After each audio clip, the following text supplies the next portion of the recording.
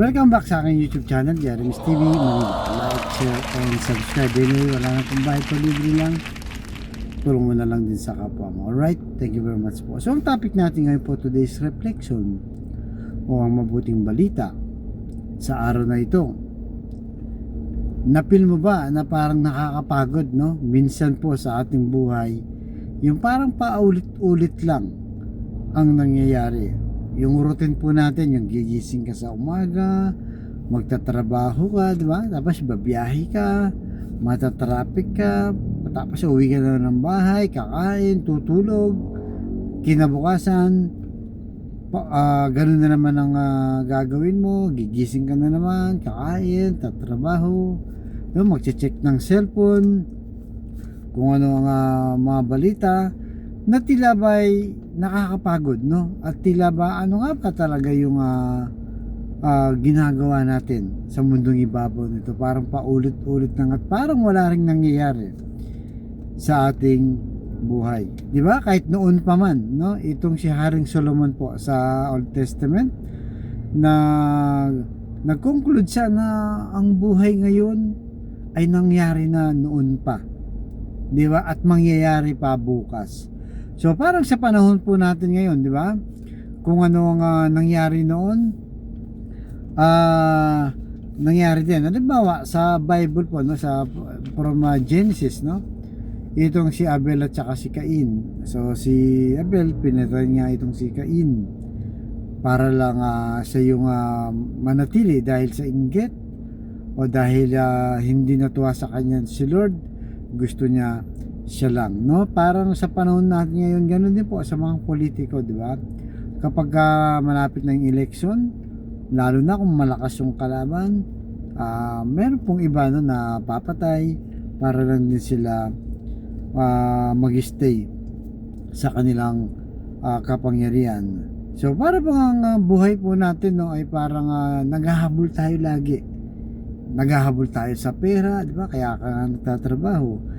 Naghahabol ka sa posisyon, kaya ka nga talagang todo sikap. Naghahabol ka sa kapangyarihan, ginagawa mong lahat, binubuhos mo yung pera mo, influensya mo, hanggang yun na, yung worst, papatay ka pa. At hinahabol mo ang kasikatan para gusto mo, kontrolado mo, at ikaw lang ang tinitignan ng tao, di ba? Ganyan po ang nangyayari sa ating buhay. At nangyari na rin talaga yan. At nung panahon din ni Hitler, di ba? Ganyan din po, nag-stay siya sa power na kung saan ay gusto niya sakupin sa buong mundo. Di ba? Sa kanyang kapangyarihan, gusto na mag-stay siya. Ang daming nangyaring patay nung panahon niya yun. Hanggang ngayon po, no, nangyayari yan. Kaya talagang titignan po natin ay parang paulit-ulit lang ang ating buhay, di ba? Pagdating sa generation, magkakapamilya ka, magkakaanak ka, magkakaapo ka, tatanda ka, mawawala ka, ganun din yung mga anak mo, magkakapamilya, magkakaapo, tatanda, mawawala, ganun ano po, ulit-ulit lang. Ano nga ba talaga ang bago? Mayroon pa bang kakaiba, no, sa ating buhay? Kaya sabi sa Pahayag chapter 21 verse 5, ang nakaupo sa trono nagsabi na, tignan, ginawang bagay, no, ang lahat, ginawang bago ang lahat ng bagay. So sino po ba tinutukoy nakaupo? Di ba? Ang ating Panginoong Jesus Cristo, no? Dahil siya yung may power, siya talaga yung kayang baguhin ng puso, no, ng sino mang tao, di ba?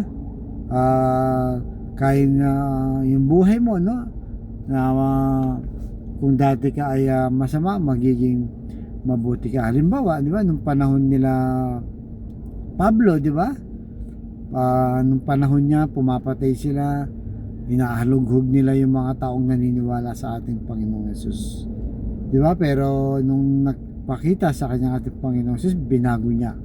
Siya pala yung magkakalat ng mga mabuting balita, no, sa ating mga hentil. So ibig sabihin po ng ating Panginoong Jesus sa yung may kakayaan, no, mag-renew sa ating buhay. At hindi siyempre nasasayang po lalo na po yung ating pananampalataya sa ating Panginoong Yesus, yung pinagsisikapan po natin maging mabuting tao, pinagsisikapan natin masunod ang kanyang katuruan, hindi po yun masasayang. Dahil ang kanyang pangako ay buhay na walang hanggan, darating yung araw. At doon, di ba, siya na rin ang nagsabi, wala nang hirap, wala nang iyak, wala nang sakit, wala nang problema, tapos na po lahat. Hindi ka na maghahabol doon, payapa na po ang buhay, kundi maglilingkod na lang tayo sa ating pong may kapal, no? Kaya yan po ang pagdasal natin, na sana nga, no, sa araw-araw na busy po tayo, paghahabol ng kahit na